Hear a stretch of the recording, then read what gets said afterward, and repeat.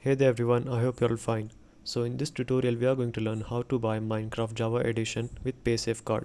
So without further ado, let's get started. So firstly what you need to do is I will tell you a trick.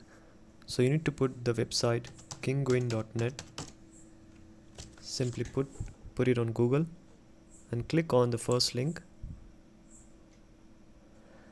and now just ignore everything and go to the search bar and just put Minecraft and it will automatically show you the Minecraft Java Edition. So as you can see,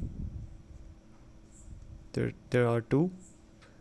So I will just simply select this one, and you can go ahead and directly click on buy now, and you can also sign in as a guest, and you don't need to sign in and put your email and all that information. So as you can see here, there's an option called PaySafeCard. So there you go, it is simply there. You just need to click on it, and you need to click on switch to euro if your currency is not supported,